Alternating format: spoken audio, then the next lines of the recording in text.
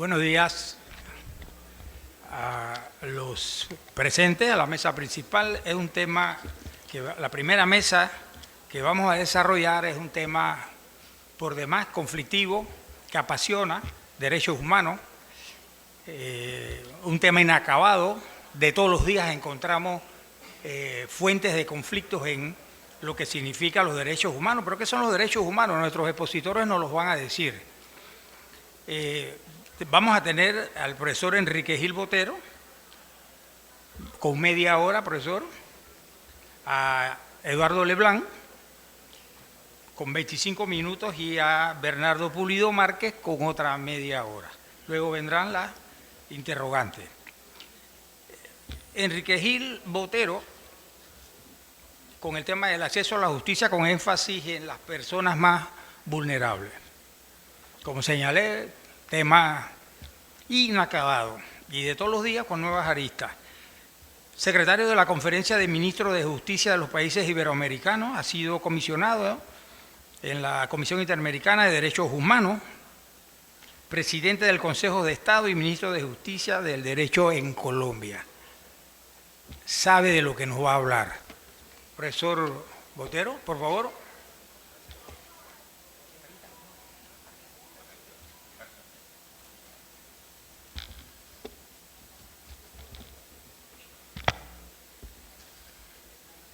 Muy buenos días, un saludo muy especial a todos los magistrados, procuradores, jueces, abogados, estudiantes, asistentes y funcionarios, amigos y amigas.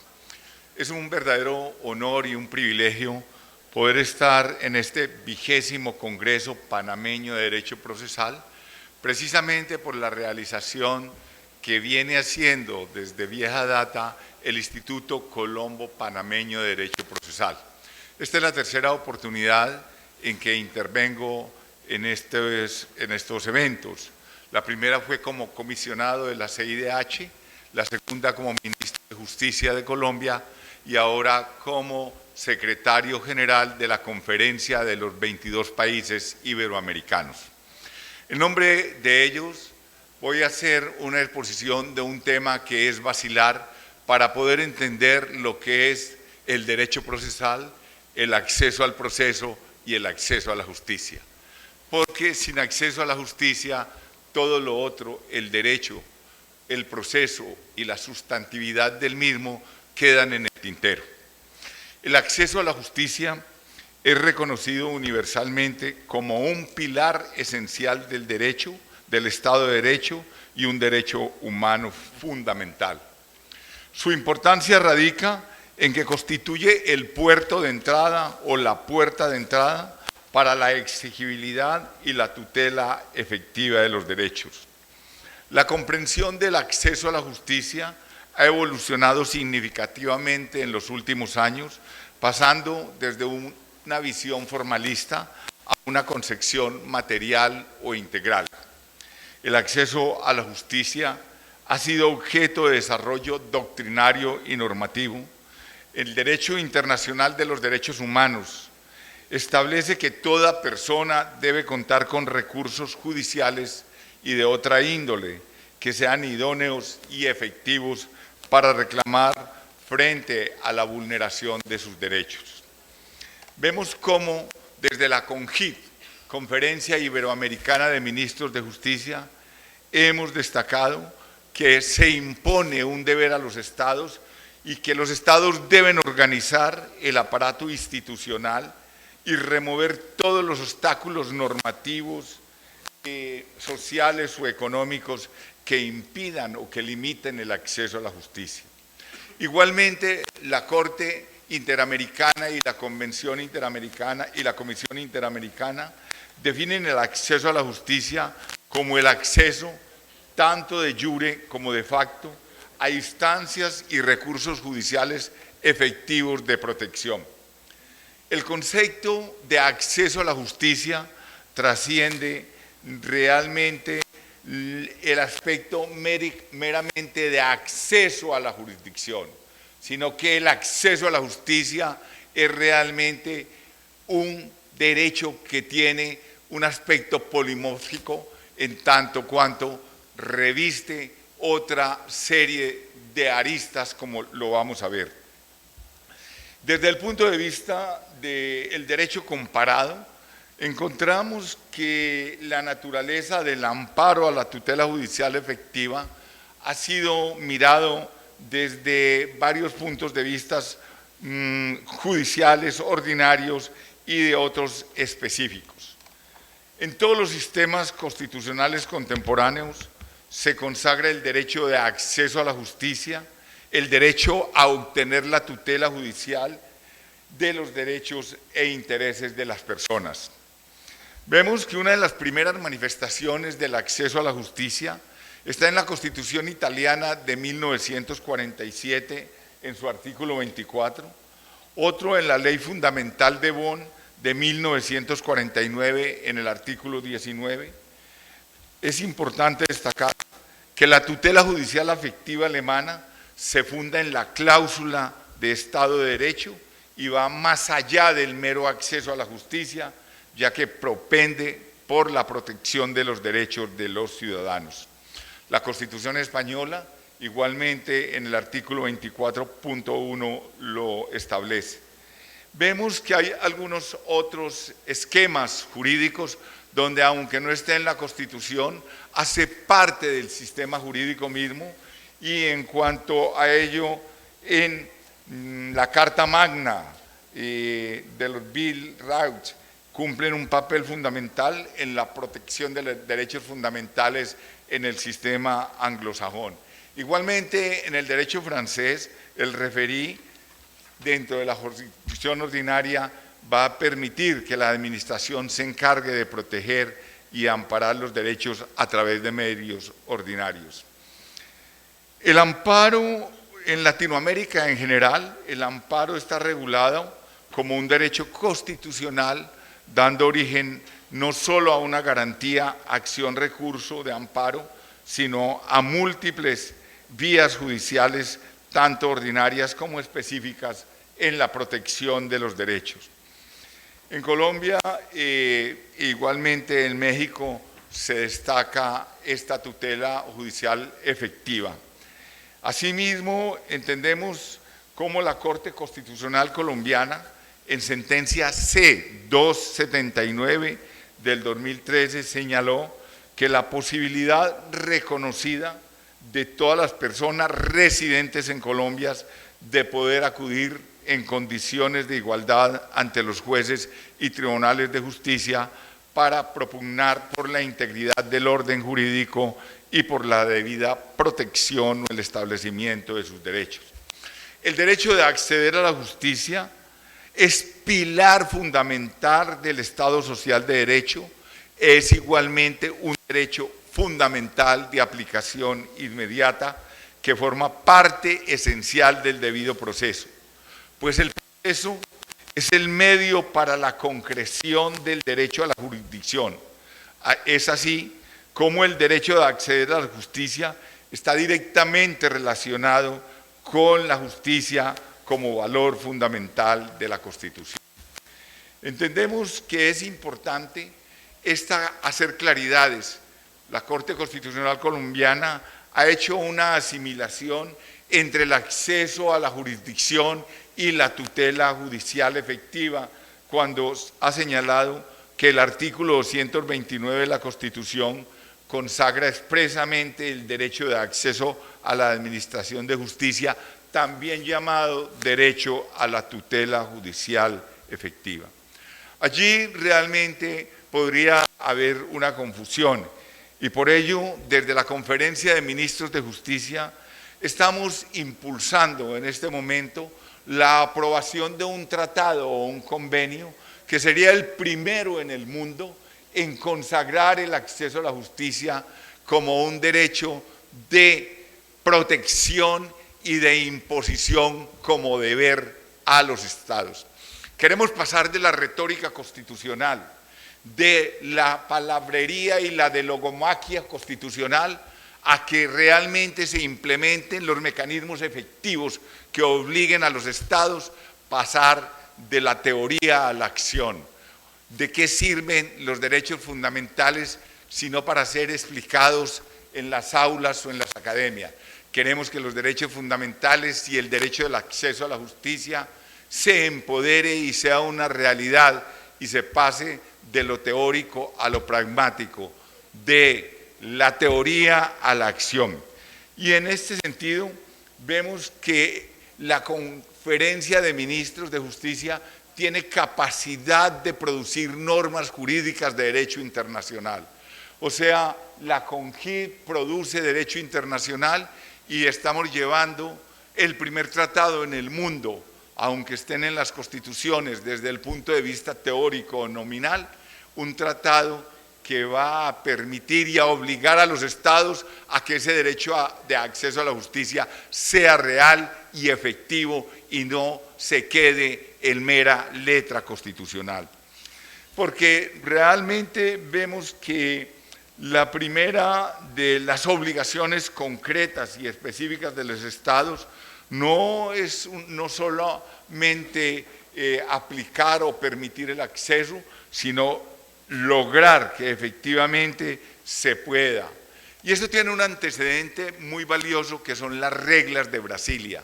Las reglas de Brasilia fueron aprobadas en el 2008 como un esquema de derecho blando de soft law donde anima a los estados a que practiquen y posibiliten el acceso a la justicia. Pero nosotros no queremos quedarnos allí.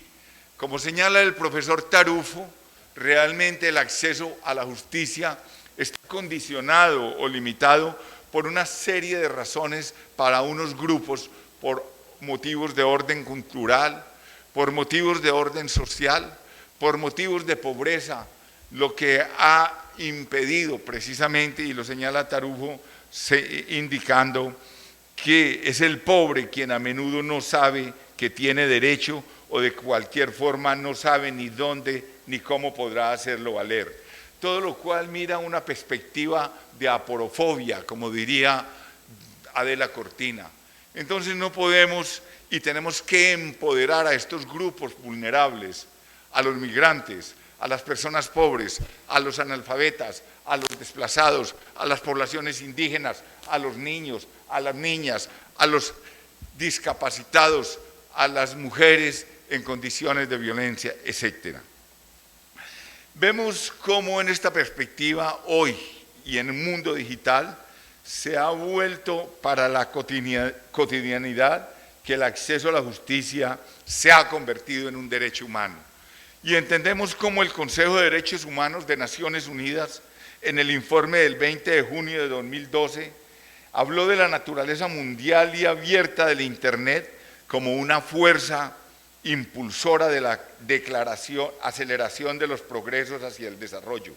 Y en el informe del 22 y 27 de junio del 2016 lo hace en esa misma medida. Y la ley modelo sobre comercio electrónico aprobado por Naciones Unidas en la 85 sesión plenaria del 16 de diciembre del 96, se consagraron los principios fundamentales de no discriminación, neutralidad y equivalencia funcional en materia de medios técnicos. Vemos que en ese plexo normativo, tanto internacional como nacional, los estados han venido haciendo esfuerzos. Destaco el decreto legislativo 806 del 4 de junio del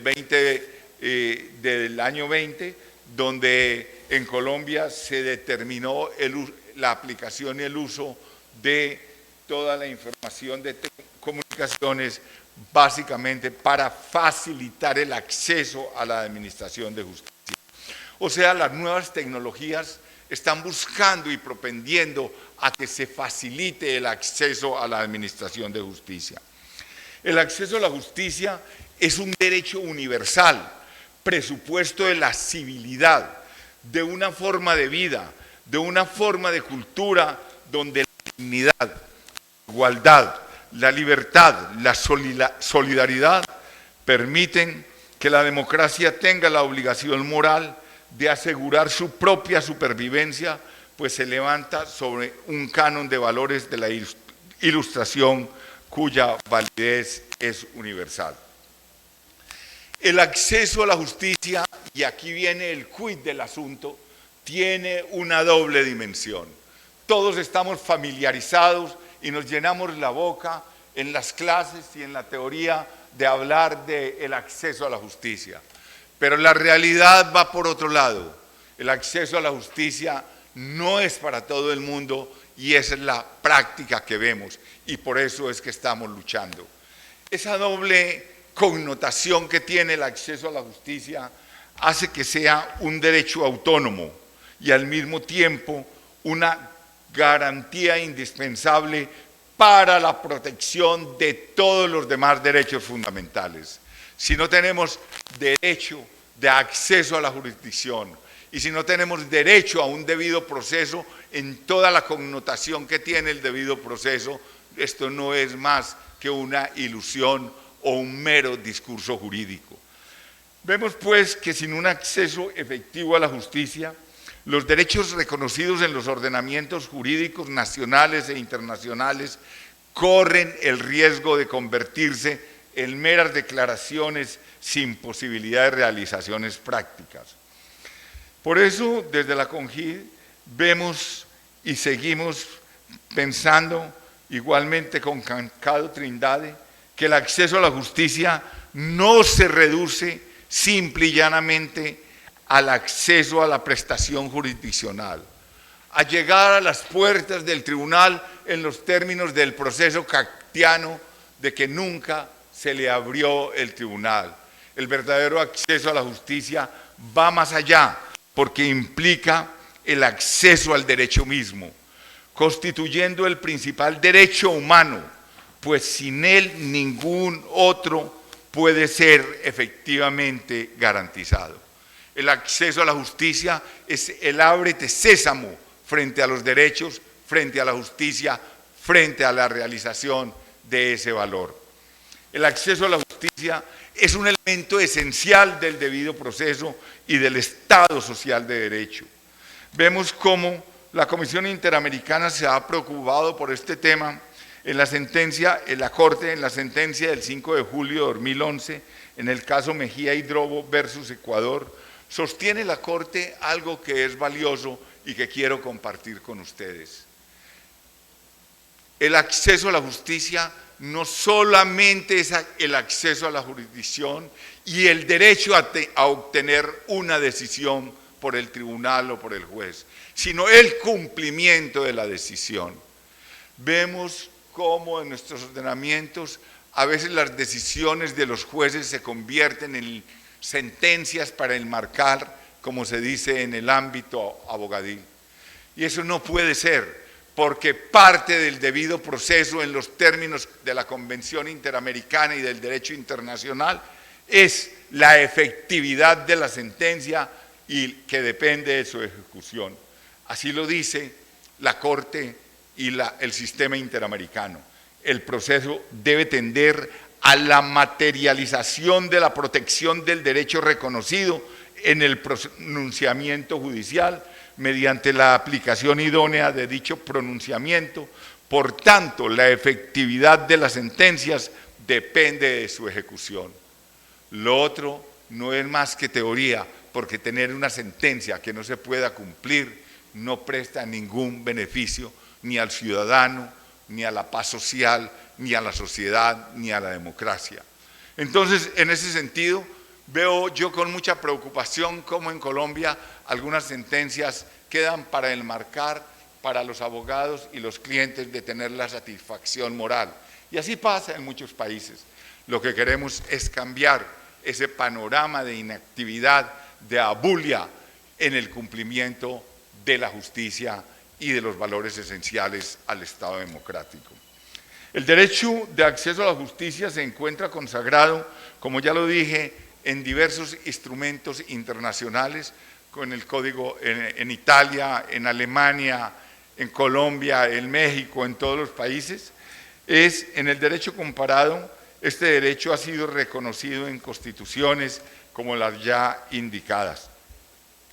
La doctrina y la jurisprudencia internacional han enfatizado en que la obligación de los estados no se agota con la existencia formal de los derechos judiciales o de los recursos judiciales, sino que exige efectividad, accesibilidad, asequibilidad y adecuación a las necesidades de las personas, en especial de las personas o grupos en condiciones de vulnerabilidad. De este modo, el acceso a la justicia se consolida como un derecho complejo, y esto es lo importante, que integra dimensiones procesales, sustantivas, institucionales y sociales y democráticas. Entonces, el acceso a la justicia es más complejo que el simple enunciado de dos palabras. Tiene una veta, un contenido rico y profundo que entraña toda una concepción del derecho, de la vida y de la justicia, porque es la puerta de entrada para que se reconozcan los otros derechos y para que se materialice la justicia. La Comisión y la Corte Interamericana han desarrollado una doctrina bastante robusta sobre el acceso a la justicia que constituye un referente fundamental para los estados de la región. Ha identificado que para determinar la procedencia del acceso a la justicia deben identificarse situaciones estructurales o frente a situaciones estructurales de desigualdad que restringen ese acceso y ha precisamente potencializado romper esa inequidad o esa desigualdad. El sistema interamericano, en términos generales, ha prestado especial atención a los obstáculos específicos que enfrentan ciertos grupos para acceder a la justicia. Las mujeres víctimas de violencia, las personas con discapacidad, las personas en situación de pobreza, las comunidades indígenas, los niños, las niñas, los adolescentes, las personas migrantes, los desplazados, entre otros. Un caso paradigmático es el de los niños de la calle Villagrán Morales y otros versus Guatemala, donde la Corte amplió, y esto es interesante porque hizo una interpretación donde se amplió el concepto de derechos humanos para garantizar condiciones de personas como los menores en situación de la calle. En este orden, la interpretación que hizo la Corte fue creativa y extensiva y fundamental para comprender el alcance del derecho de acceso a la justicia. La Corte también estableció el deber estatal de investigar violaciones de derechos humanos por parte integral del derecho de acceso a la justicia y ha declarado inadmisibles las disposiciones de amnistía, prescripción y excluyentes en casos de responsabilidad cuando se pretenda impedir investigación de responsables por violaciones graves. Esta doctrina ha sido determinante para avanzar en la lucha contra la impunidad y para garantizar el derecho de las víctimas en la verdad y en la justicia. Las reglas de Brasilia, y retomo esto muy brevemente por el tiempo, cuando se dan precisamente sobre acceso a la justicia en condiciones de personas en condiciones de vulnerabilidad, en el año 2008, en la 14ª Cumbre Judicial Iberoamericana, buscan identificar esas personas que están en una situación difícil o que son vulnerables por las razones que hemos dicho, pero las reglas de Brasilia tienen una gran ventaja, y fue que lograron posicionar la problemática de acceso a la justicia en una agenda iberoamericana, impulsando la adopción de protocolos de atención y medidas para reducir las barreras estructurales. Pero las reglas de Brasilia tienen una limitación y radica en su naturaleza de soft law, que no son jurídicamente vinculantes.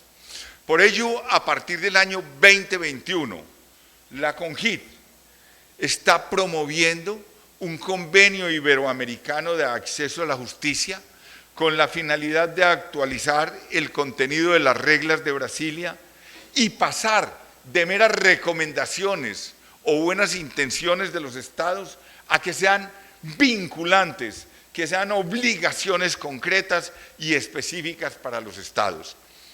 El programa, igualmente, el PIA, Programa Iberoamericano de Acceso a la Justicia, aprobó en la 20ª Cumbre Iberoamericana de Jefes de Estado en el año 2010, también posicionar el acceso a la justicia como una prioridad en la agenda de reformas judiciales y fomentar la elaboración y implementación de políticas públicas.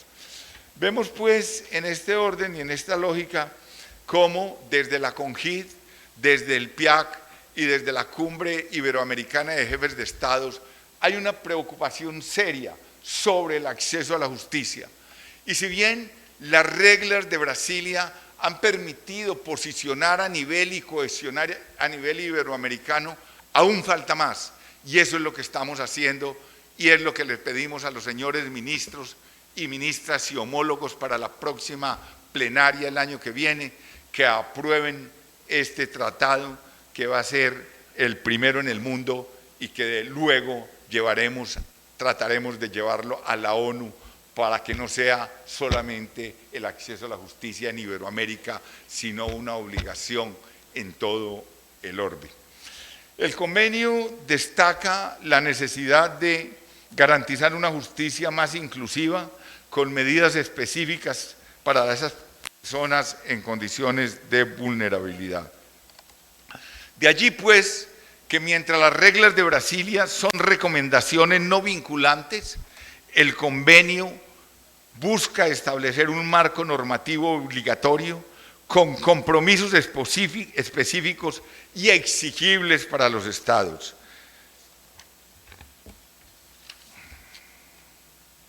En conclusión, el acceso a la justicia es un derecho humano fundamental, autónomo y una garantía esencial para la protección y realización de todos los demás derechos.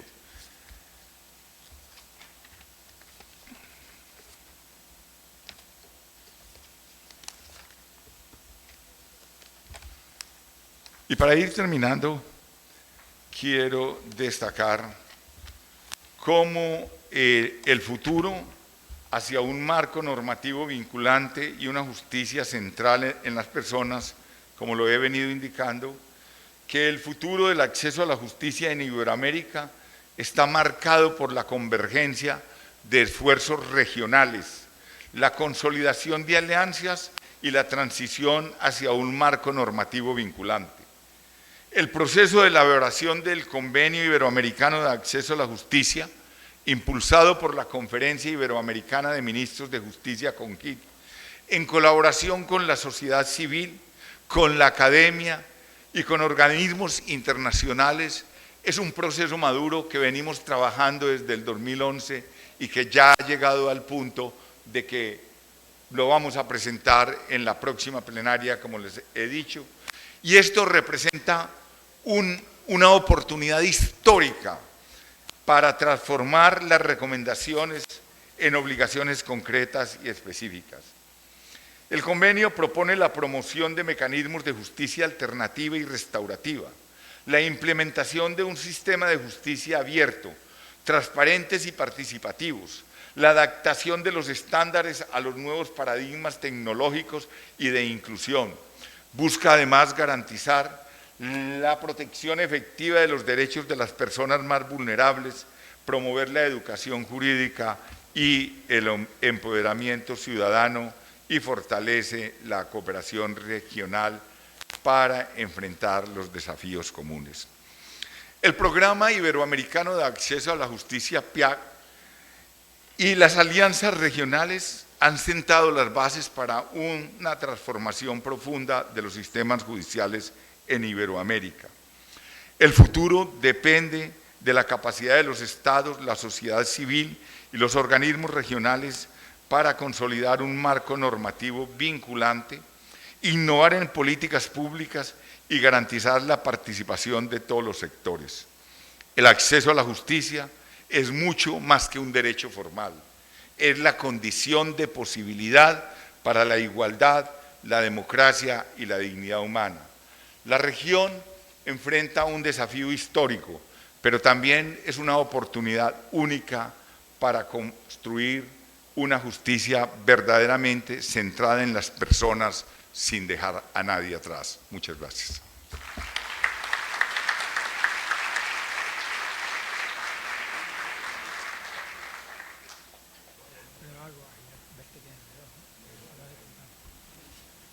Bien, el segundo expositor, Eduardo Leblanc González, va a desarrollar el tema procedimiento administrativo para la protección de los derechos humanos en Panamá. Reflexiones desde la Defensoría del Pueblo.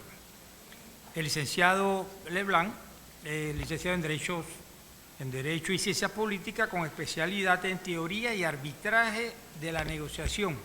Cuenta con un posgrado en Asuntos Jurídicos de Negocios Internacionales y es Defensor del Pueblo para el periodo 2021-2026 y es vicepresidente del Consejo Nacional de Niñez y Adolescencia. Licenciado, tiene para su exposición 25 minutos. Muchas gracias. Solamente quiero iniciar primero agradeciendo al Congreso, saludando a las autoridades presentes y don Gil Botero.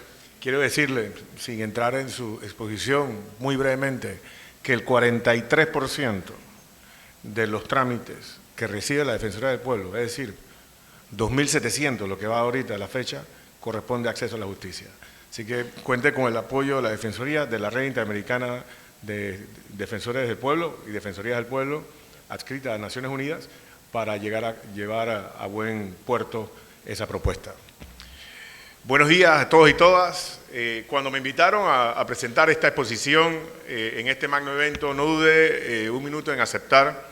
Sin embargo, me puse a pensar que debería conversarles de un tema que ayudaría a la academia en defender los derechos humanos, tanto en Panamá como en los estrados internacionales. Y es por eso que los siguientes minutos, que me quitaron 5 de los demás expositores, me discriminaron,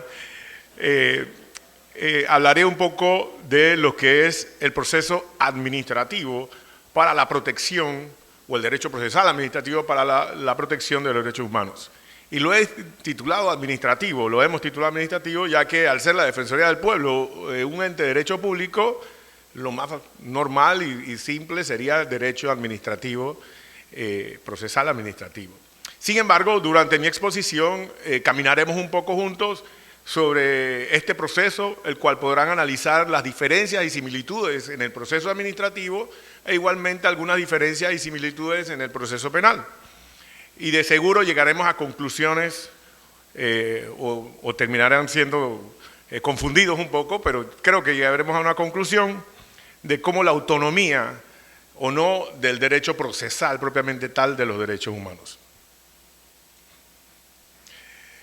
A manera de introducción y en cumplimiento con el mandato constitucional de promover y defender los derechos humanos, tengo que parar aquí un momentito e indicarles que tenemos 28 años de trabajar, somos una institución autónoma, funcional, administrativa y financiera, con 15 oficinas a nivel nacional donde recibimos una serie de quejas, orientaciones y peticiones.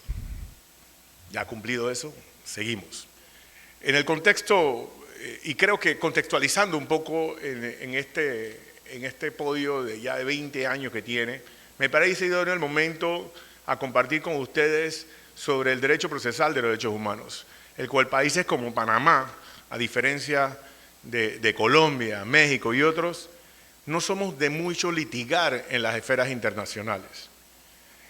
Últimamente, en los últimos 4 o 5 años, hemos visto el aumento de trámites y de peticiones, de quejas y de orientaciones de la Defensoría del Pueblo, lo cual nos orienta a conocer nos alienta a seguir trabajando y nos da ese conocimiento de que las personas están más ávidas en luchar por los derechos humanos. Al día de ayer revisábamos nuestro sistema. Teníamos alrededor de 4.600 trámites, ya superando lo del año pasado. Como dije brevemente, estamos en la Ley 7 del 97, la cual desarrolla el procedimiento especial. Ayer hablaba con un director de una institución y un asesor legal que nos ordenaba que fuéramos, no nos ordenaba, nos decía que fuéramos al derecho, a la ley 38, le decía, no, nuestra ley especial está en la ley 7 y nuestro procedimiento está en la ley 7. En esta ley 7 del 97, que estamos en proceso de renovación, establece las formas claras de procedimiento que desarrolla la lucha por los derechos humanos. Bien, pero ¿qué es el derecho procesal de los derechos humanos? Un profesor, buscando por acá, encontramos al profesor Ezequiel Malarino de la Universidad de San Andrés, conceptualiza el derecho procesal de los derechos humanos como el conjunto de reglas y principios que rigen el proceso internacional de tutela de los derechos humanos, destacando su especificidad respecto al derecho procesal ordinario por el carácter protectorio de las normas sustantivas que tutelan.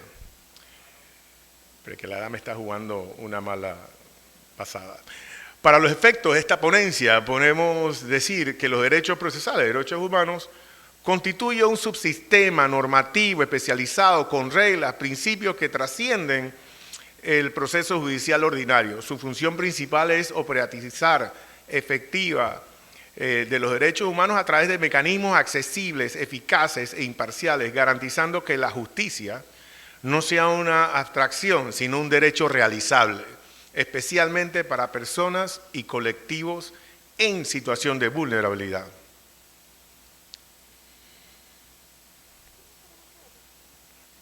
Como dije, el derecho procesal es clave para garantizar el acceso a la justicia, que bien escuchamos hace unos instantes, con un enfoque en derecho humano, no regulado por la Defensoría, por procedimientos estrictos judiciales y demás. Con un debido proceso, no podemos nosotros, una institución que defiende el acceso a la justicia, que defiende el debido proceso, no tener un proceso claro. Como bien dijo la persona que me antecedió, el acceso a la justicia es sumamente importante, el debido proceso regulado en nuestra Constitución, el artículo 8 de la Convención Americana. La misma Corte Interamericana de Derechos Humanos ha establecido que es un derecho fundamental y una de las garantías del proceso. El debido proceso, como dije, es un principio esencial que garantiza el trato justo, imparcial, transparente de todas las fases de la investigación y sobre todo en la vulneración de derechos humanos y aplica a todas las instituciones nacionales de derechos humanos.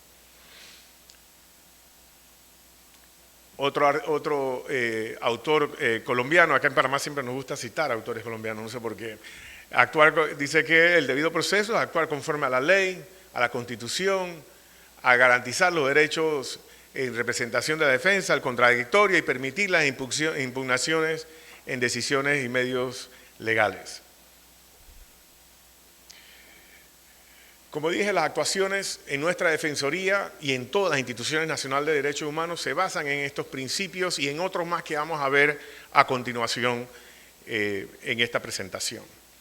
Evidentemente el principio de legalidad, el principio que basa el debido proceso, impone límites en el poder estatal y a la misma Defensoría del Pueblo y que debe fundamentar sus decisiones en acciones y en la Constitución y en la misma ley de la Defensoría en tratados internacionales. Sin embargo, nosotros a veces, los que han podido leer algunas resoluciones nuestras, hacemos mención de algunas convenciones o tratados no ratificados por Panamá, pero a manera de referencia general, pero siempre basamos nuestras decisiones en acuerdos y tratados ratificados por la República de Panamá. La imparcialidad y la objetividad, la Defensoría del Pueblo, no solo es un eslogan, no solo es un requerimiento del defensor o la defensora, sino es que actuamos con imparcialidad y con objetividad para no discriminar a ninguna persona. Y esto hace una garantía de un proceso justo, ¿no? e independiente.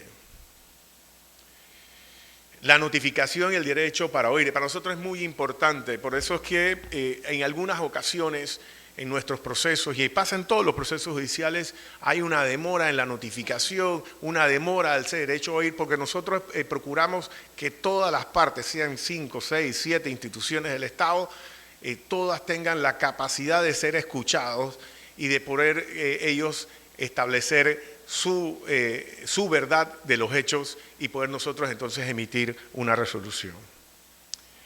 Importante, no discriminación. Para nosotros no importa que estés privado de libertad, tu condición, tu género, tu religión, tu condición económica, siempre es importante. Es más, la minoría de edad, la ley de la Defensoría establece que aún siendo una persona menor de edad, puedes acudir a la Defensoría. Es más, la ley 285, la ley de la protección de la niñez, establece que puedes acudir a hacer valer tus derechos. Y todo tiene que ser un trato justo y equitativo.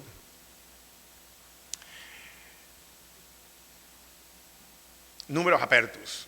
¿Por qué hablamos de números apertos? A pesar de tener normas sustantivas, objetivas claras, la progresividad y la no regresión de los derechos humanos hacen que haya un catálogo inamovible de derechos que atender. Por ende, la investigación o el procedimiento debe de alguna forma adaptarse a esta situación. No es como el Código Penal, donde nada más este es el menú de delitos, ¿no? Y lo demás va para el área administrativa. Aquí no, bien lo dijo el profesor Gil Botero, tenemos los derechos tecnológicos, el derecho a acceso a la red, el derecho a conectarse, el derecho al olvido, y así va cambiando poco a poco. E igualmente el mismo proceso en atención a algunos derechos o situaciones va cambiando. Pongo en ejemplo un caso que tuvimos hace unos años de una supuesta violación, esterilización forzada de un grupo étnico.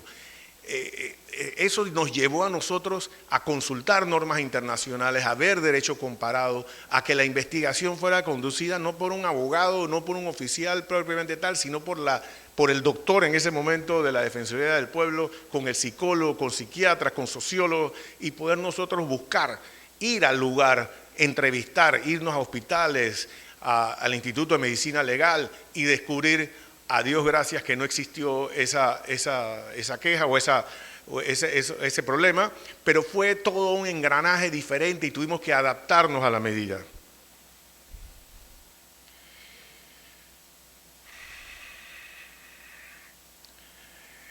En el proceso de investigación, y voy a hacerlo bien breve, como dije, debemos manejarnos, a pesar de la rigurosidad que puede existir, manejarnos con la independencia, la transparencia y conforme, como siempre, al debido proceso.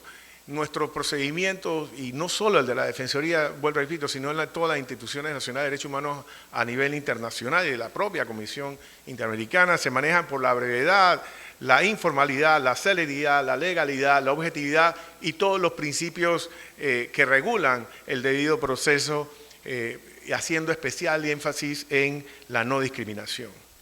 Pero nosotros lo manejamos, cuando tú investigas derechos humanos, cuando realizas estas gestiones, nos basamos en enfoques muy importantes poblacionales o situacionales. En esto tenemos el enfoque siempre, nosotros ha pasado pro persona, siempre en los derechos humanos, fundamental en las normas internacionales, promoviendo la igualdad, la participación, la rendición de cuentas, lo cual fortalece a quienes deben garantizar los derechos y a los titulares de derechos. Igualmente tenemos un enfoque diferencial en cuanto a la población, bien lo dijo la persona que me antecedió, el interés siempre, el interés superior del niño. No es igual tratar un caso de temas de una persona con bullying, un niño con bullying, un niño en situación de calle, no es lo mismo una persona con discapacidad, una persona adulta mayor, poblaciones dentro de penitenciaría, poblaciones con enfermedades raras, evolutivas, degenerativas, personas con VIH, SIDA, personas con situación de calle, trata, tráfico, explotación sexual. Se tiene que ir acomodando un poco lo que es la investigación o el proceso a estas medidas. El enfoque de género, yo creo que para nosotros es sumamente importante.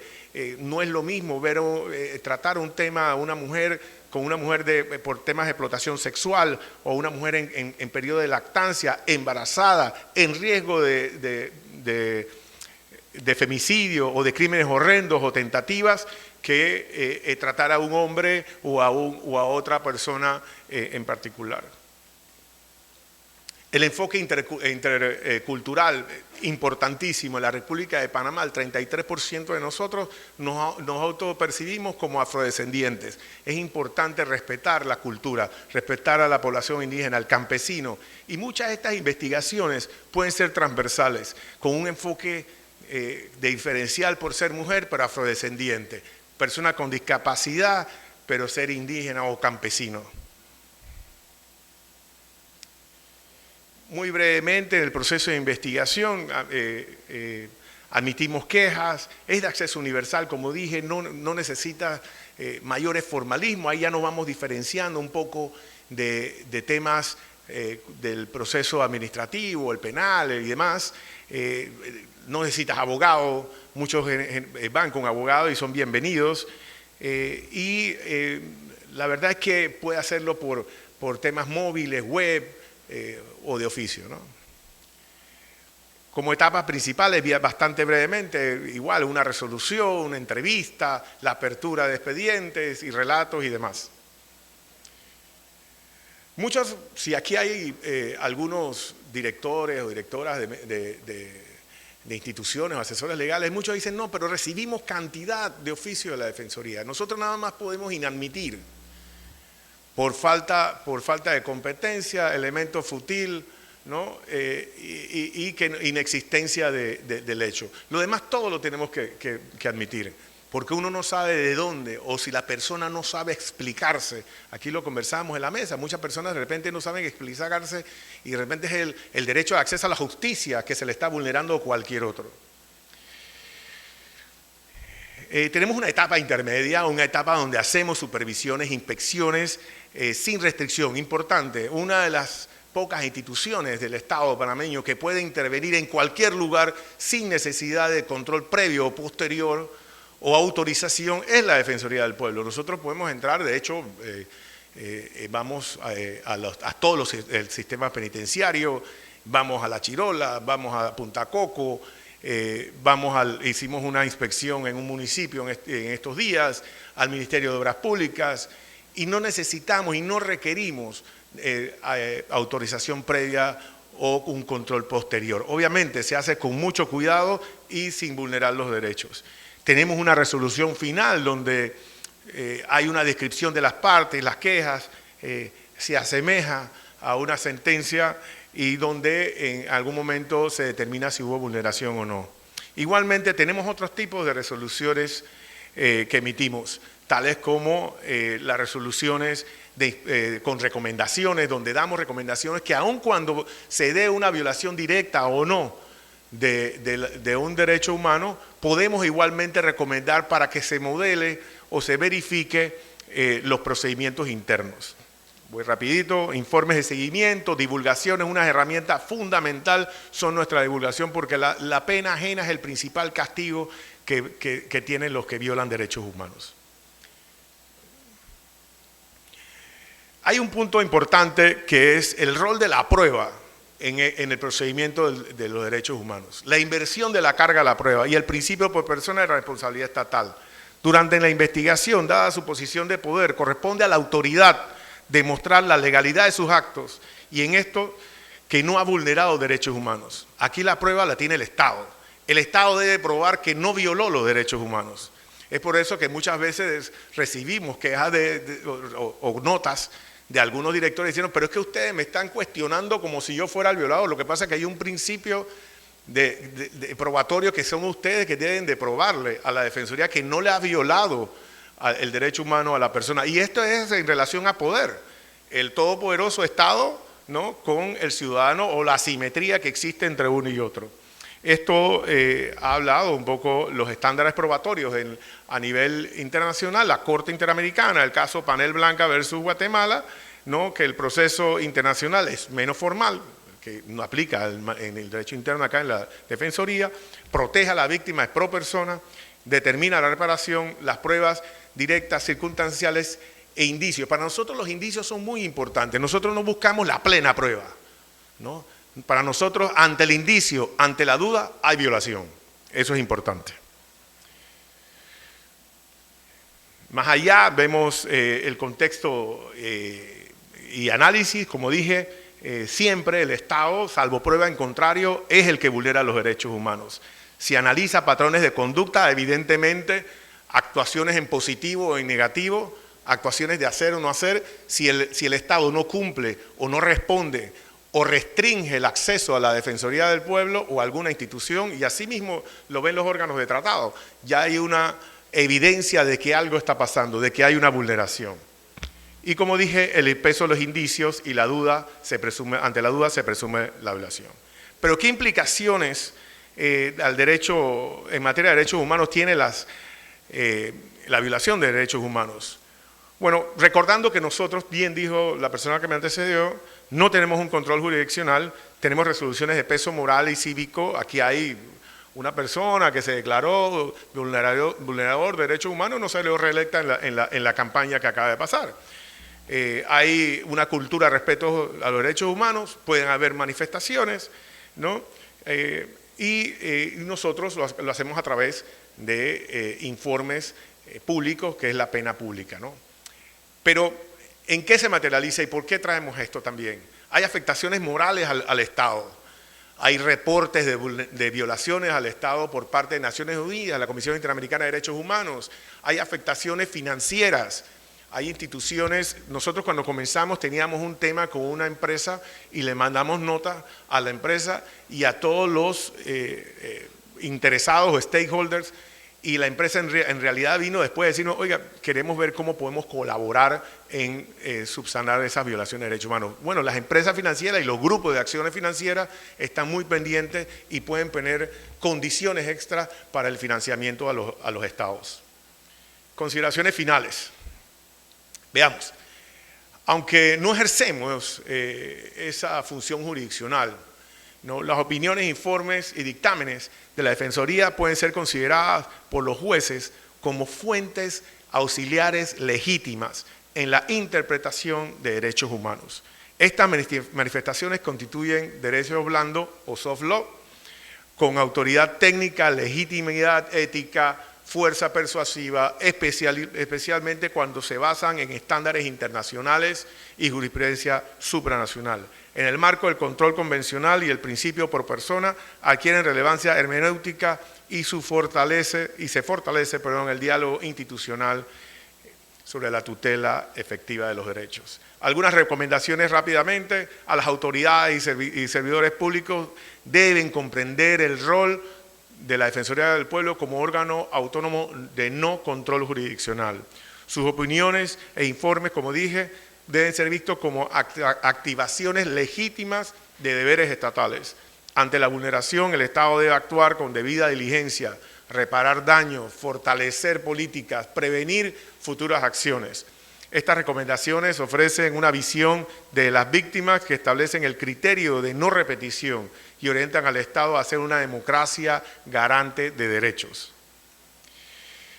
Una recomendación a jueces de garantía y abogados litigantes: la opinión de la Defensoría son de derecho blando de soft law, no vinculantes, pero con valor técnico y ético, útiles para interpretar derechos humanos, especialmente en casos de vulnerabilidad.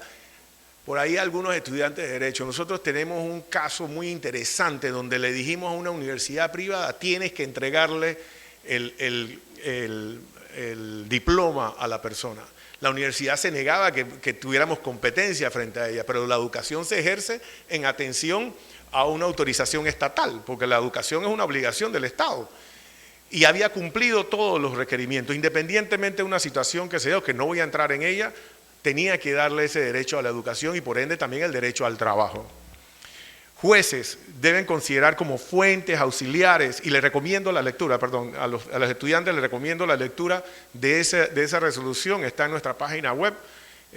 Luego en el stand de allá afuera le vamos a decir el caso, es muy interesante. Jueces deben considerar como fuentes auxiliares en el control de la convencionalidad nuestras resoluciones. Los abogados pueden usarlas como argumento en medidas cautelares o de protección urgente. Nosotros tenemos un equipo interdisciplinario. Aquí no solo son abogados, sociólogos, psicólogos, trabajadores sociales, doctora, enfermero, técnico en enfermería en general. fortalecen una práctica jurídica más garantista y sensible de derechos humanos. Conclusiones. El proceso de la Defensoría es gratuito, accesible, sin formalismo, a diferencia del judicial.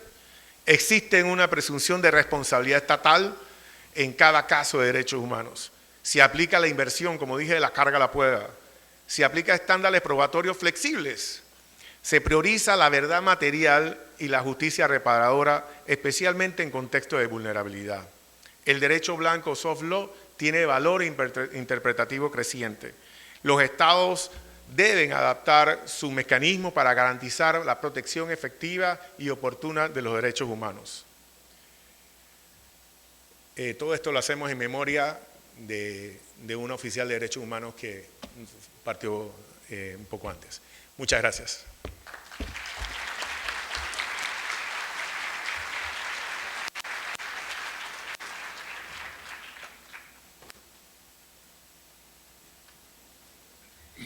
Bien, el último de los participantes de esta mesa, Bernardo Pulido Márquez, viene de Costa Rica, una hoja de vida intensa, voy a leer, porque la hoja de vida de los participantes toda va a aparecer en la memoria, así que pueden leerla con más detalle y respectivas comparaciones. Pulido Márquez fue abogado de la Secretaría de los Casos Contenciosos en la Corte Interamericana de Derechos Humanos, asistente de investigación en la Universidad de Notre Dame, abogado asociado en consultores jurídicos, Ayala Dillon, Fernández, Linares, Chavero, profesor de Cátedra de Derechos Humanos y Cátedra de Derecho Constitucional en la Universidad Católica Andrés Bello, y tiene pues una hoja larga, extensa, profunda en temas de derechos humanos. No lo voy a detener más a Bernardo Ignacio para que nos adelante pues su tema sobre los derechos humanos y el rol que hace la Corte Interamericana de Derechos Humanos. Para ello tiene media hora, Ignacio. Muchísimas gracias. ¿Aló? Ahora sí. Bueno, muchísimas gracias por la invitación, muchísimas gracias por tenerme acá. Es para mí un honor presentar en nombre de la Corte Interamericana de Derechos Humanos, en la cual trabajo en este momento como parte de la Secretaría.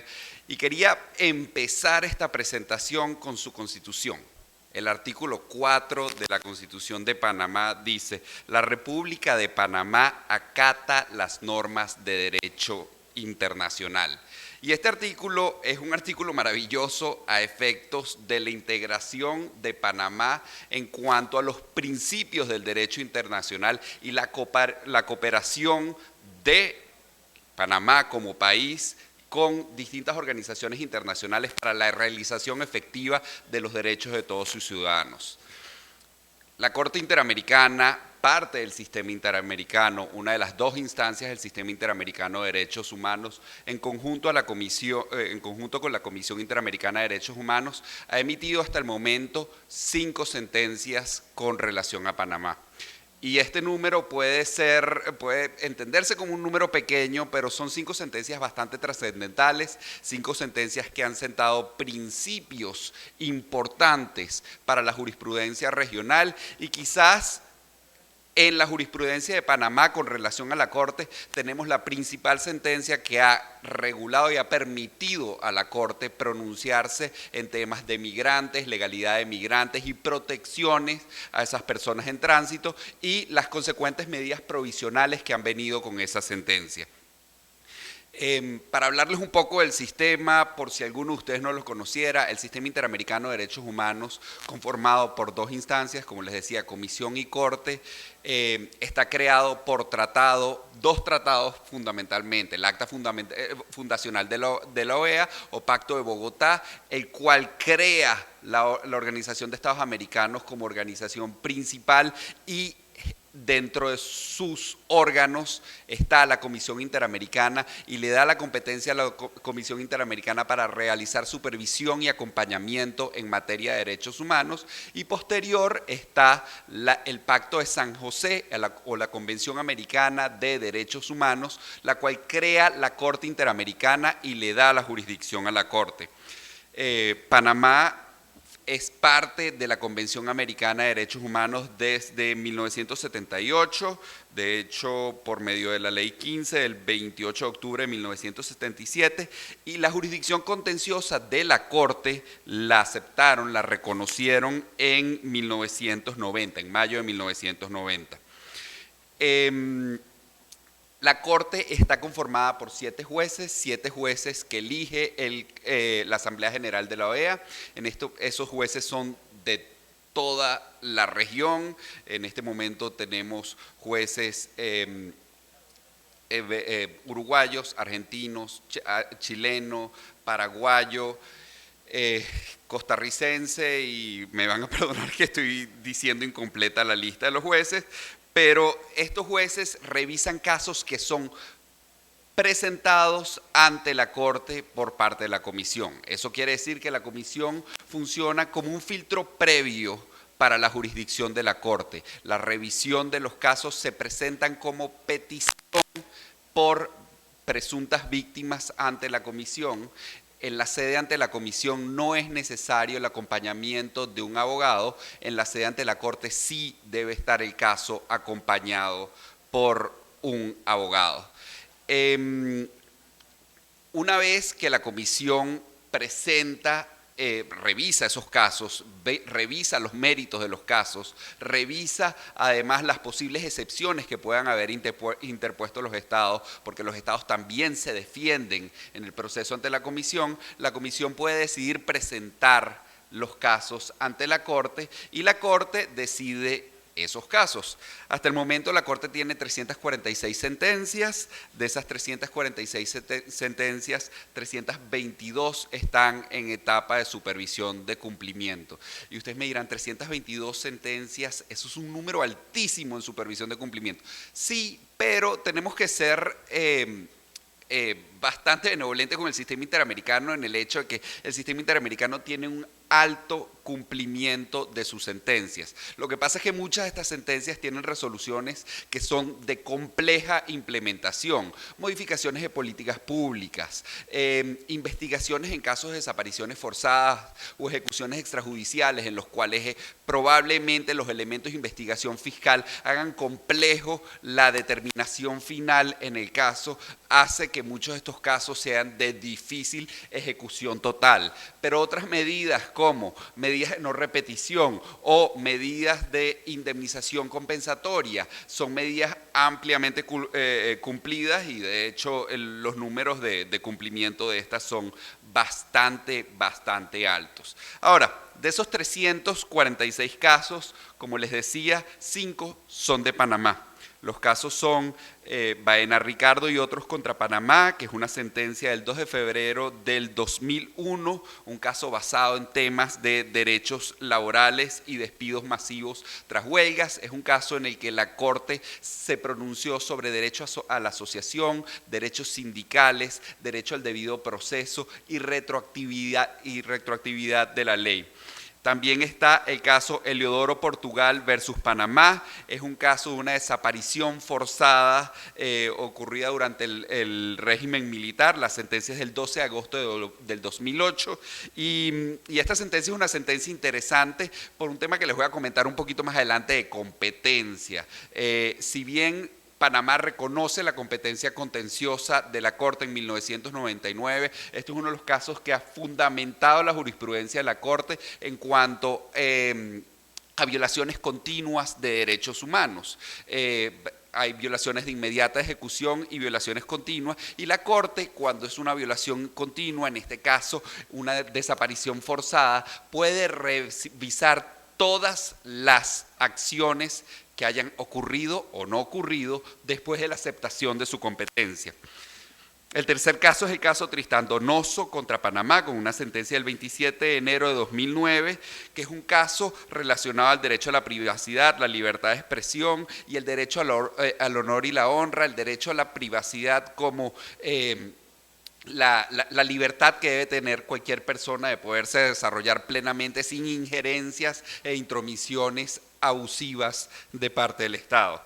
El cuarto caso es el caso Vélez Lor contra Panamá, de sentencia del 23 de noviembre de 2010, que es, como les comentaba, la sentencia principal de la Corte Interamericana en cuanto a casos de migrantes detenidos y el debido proceso que se le debe llevar a esas personas. Y finalmente la última sentencia que tiene la Corte en contra de Panamá es el caso de los pueblos indígenas Cuna de Mandungandí y Emberá de Bayano contra Panamá, que es una sentencia del 2014 relacionada a consulta previa, derechos territoriales de pueblos indígenas y la participación de estos pueblos originarios en la construcción de políticas públicas y decisiones que los puedan afectar. Adicionalmente, Panamá ha tenido un rol importante en otros temas en el sistema interamericano. Particularmente, Panamá fue el estado que solicitó que se iniciara el trámite de la opinión consultiva número 22 de la Corte Interamericana. La Corte tiene tres funciones principales. Una función jurisdiccional, que es la decisión de casos específicos, como estos 5 que les comentaba anteriormente. Después hay una función consultiva.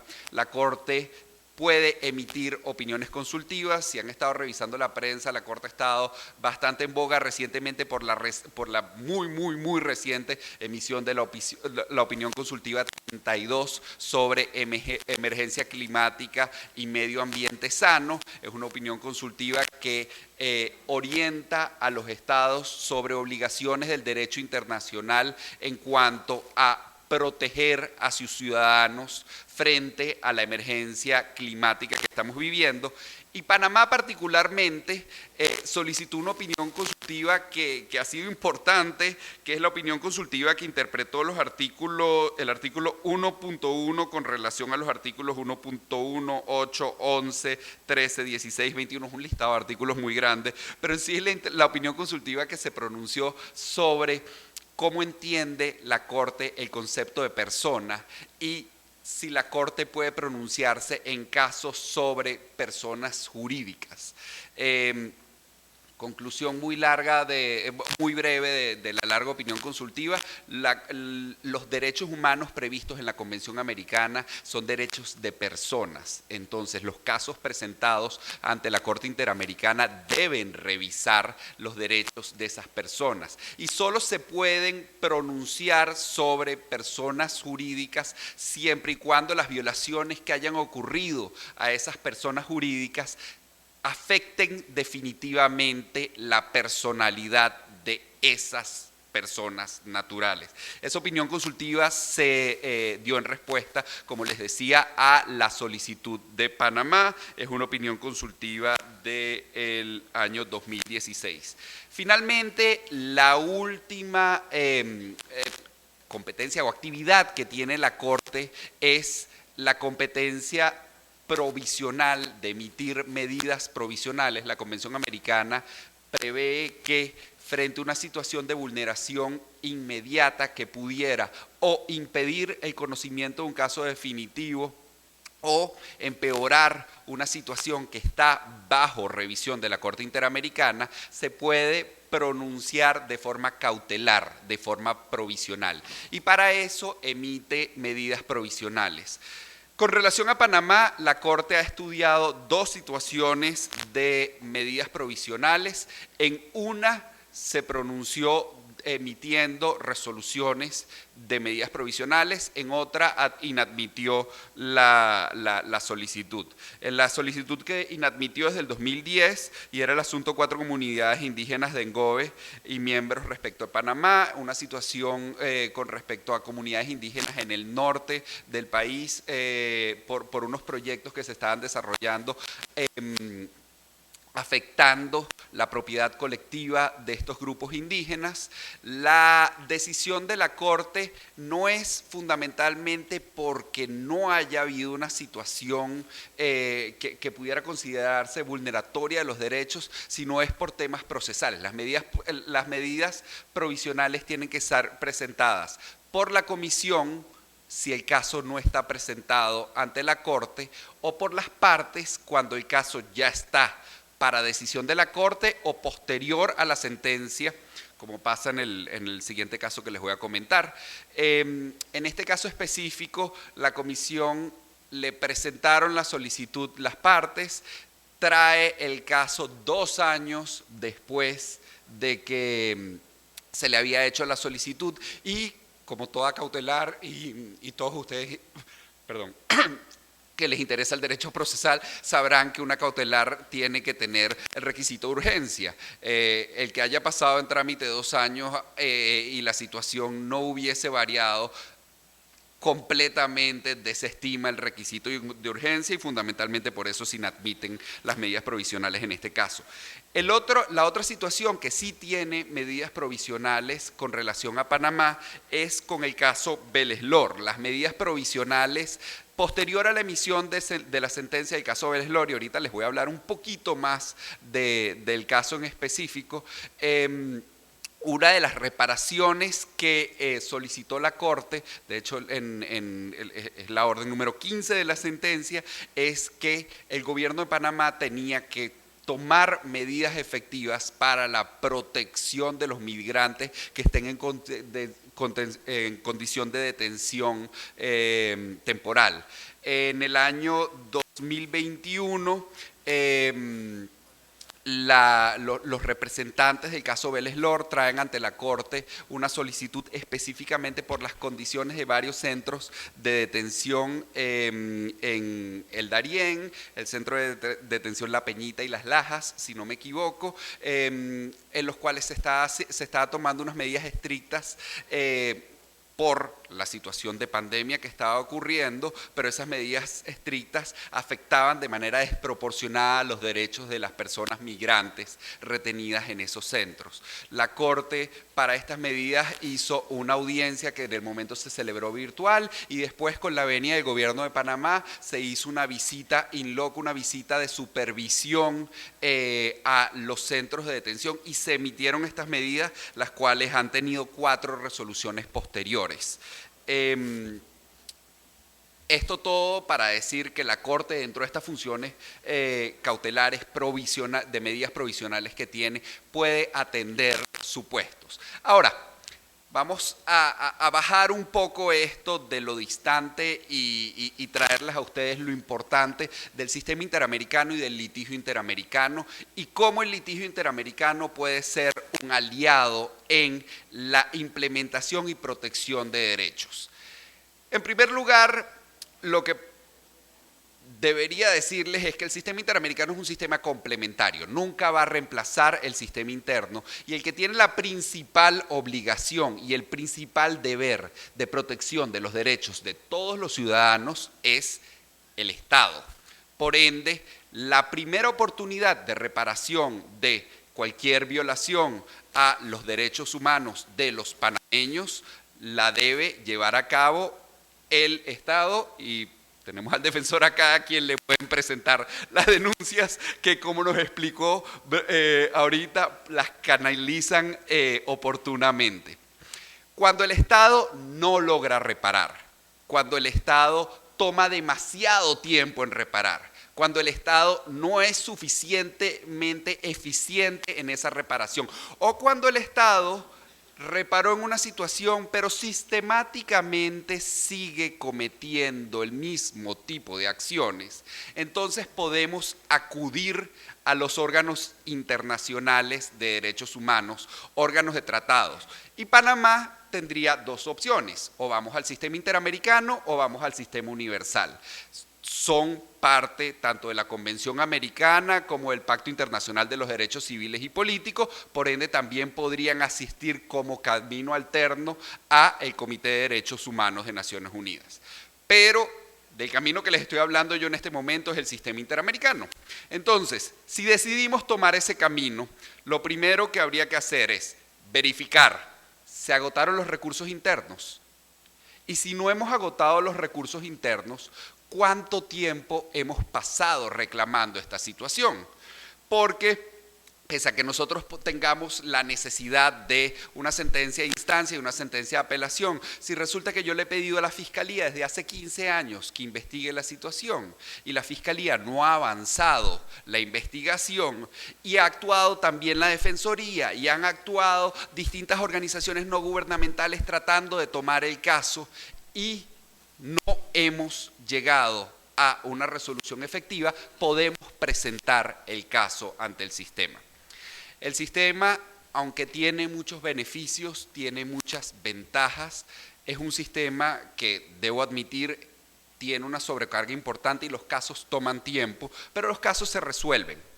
Además, otra de las cosas importantes del sistema es que los países de la región nos hemos comprometido a darle cumplimiento a las decisiones del sistema y a integrarlas dentro de nuestros ordenamientos a través del control de la convencionalidad. Control de la convencionalidad, además, que en su país están haciendo ya de manera activa desde los años 90 de forma difusa. ¿Cómo es esto? Bueno, pues, me imagino que sabrán de control concentrado, control difuso. Cuando hablamos de la convencionalidad, es decir, el control del contenido de la Convención Americana, el control concentrado lo hace la misma Corte Interamericana cuando emite las sentencias, pero cuando la Corte Suprema de Panamá se pronuncia y cita una sentencia de la Corte Interamericana, está integrando parte de esos criterios dentro de su sistema. Y también los tribunales locales, cuando agarran y dicen no podemos aplicar esta norma o porque la Convención Americana dice esto, o la resolución efectiva de esto según la orden de la Corte Interamericana en su sentencia debería ser esta, están aplicando control difuso de la convencionalidad. Ahora, quiero hablarles en estos últimos 10 minutos que me quedan de cosas específicas que han sido importantes de los casos de Panamá que han aportado al sistema interamericano. Y voy a empezar hablando de la competencia. Como les decía, el caso de Eliodoro Portugal contra Panamá fue uno de los casos que ayudó a la Corte a determinar su análisis de competencia en razón al tiempo, la competencia ratione temporis, y a discriminar o a clasificar esa separación entre violaciones de carácter instantáneo y violaciones continuadas o permanentes. Como les comentaba hace unos minutos, el caso se trataba de una desaparición forzada y la desaparición forzada en estándares de derechos humanos es conocida o entendida como una violación de carácter continuado. ¿Por qué? Porque si bien puede haber ocurrido en un momento, no conocemos el paradero definitivo de la víctima y la familia no tiene información, no se ha llevado debido proceso, no está la investigación completa. Entonces, si bien la competencia de Panamá en este caso iniciaba a partir de 1990 y la ejecución y la desaparición forzada era de los años 70, no se había resuelto el caso. Y a través de este caso fue que la Corte pudo decir, bueno, las violaciones de carácter continuado se siguen estudiando posterior a el reconocimiento de la competencia de la Corte. En sentencias de Panamá también la Corte ha analizado el ámbito material de la competencia y la aplicación de otros instrumentos interamericanos para el análisis de casos específicos del país, particularmente la Convención Interamericana para Prevenir y Sancionar la Tortura y la Convención Interamericana para la Desaparición Forzada de Personas, son instrumentos del 91 y el 96 respectivamente, y en el caso Vélez-Lor contra Panamá, la Corte dijo que los mismos podían ser utilizados para el estudio de los casos. Ahora, hablando un poquito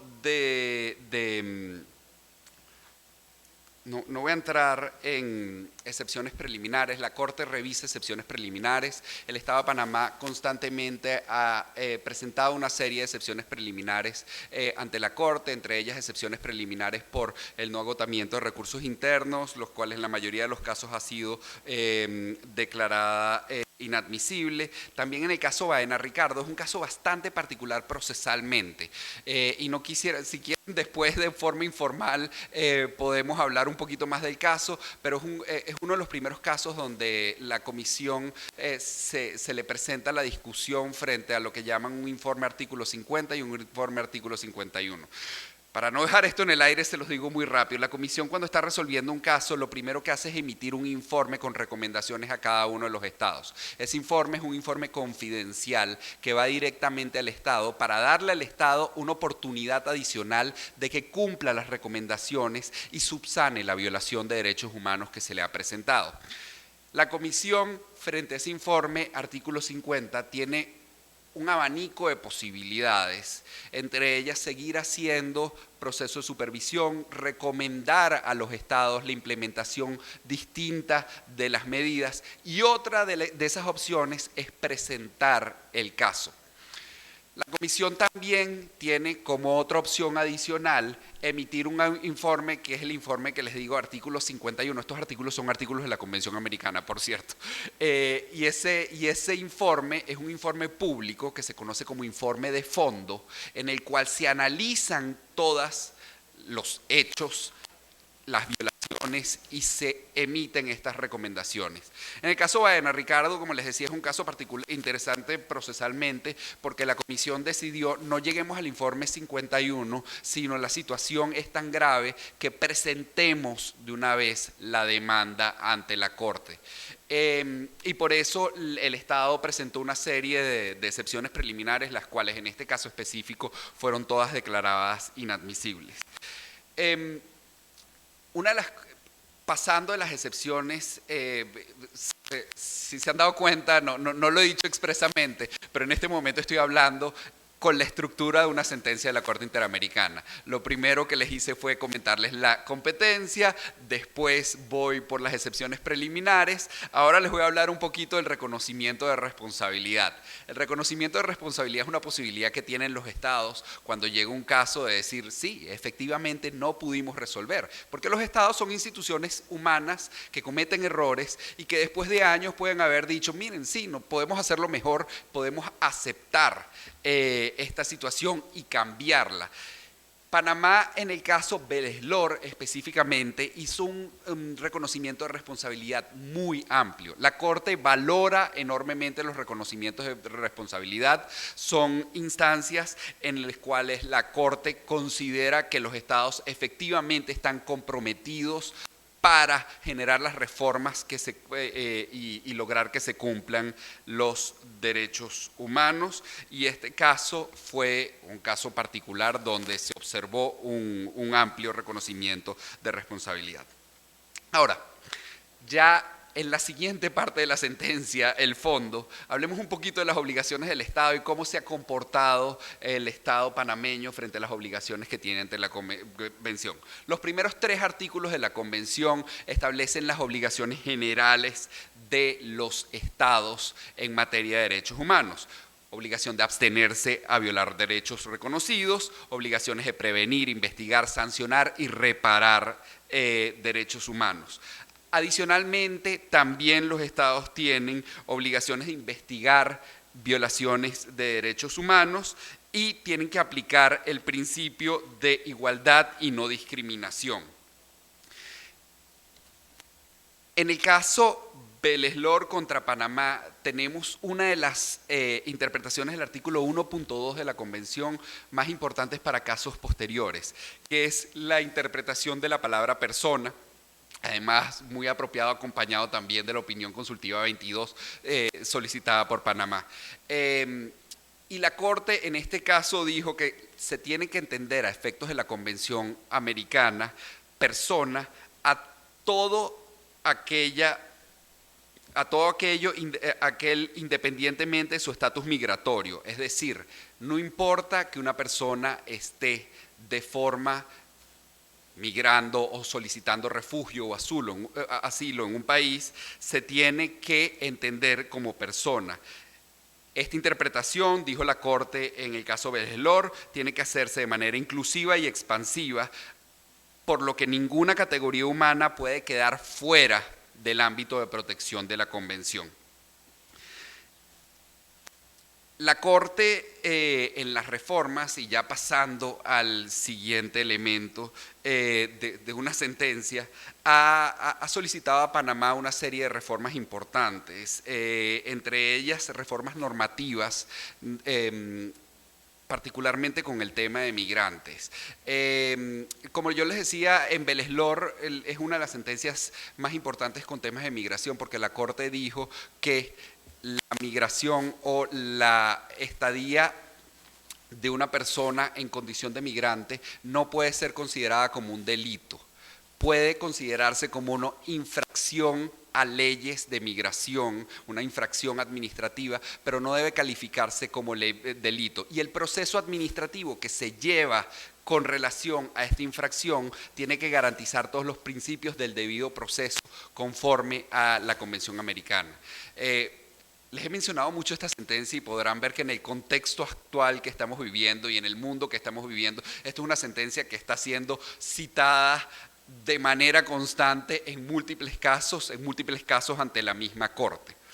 Finalmente, quiero concluir esta presentación con una reflexión sobre el uso del sistema. El uso del sistema interamericano se puede dar para lograr no solo la protección de víctimas individuales, sino también para generar políticas públicas estables y políticas públicas que protejan los derechos humanos. Hay estados, por ejemplo, les cito Costa Rica, los cuales han utilizado a la Corte Interamericana y a sus opiniones consultivas como una herramienta para forzar el derecho interno y hacer que la adecuación del derecho interno de esos países permita mayor protección a los derechos humanos. Panamá ahora tiene retos importantes con una serie de opiniones consultivas y sentencias que ha emitido la Corte, las cuales deben progresivamente irse incorporando al sistema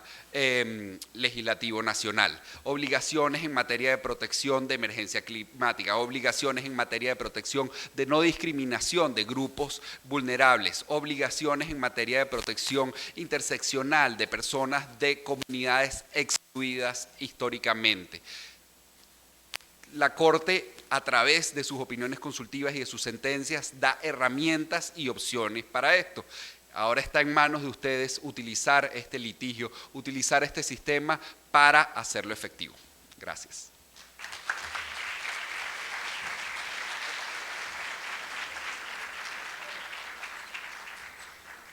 A continuación,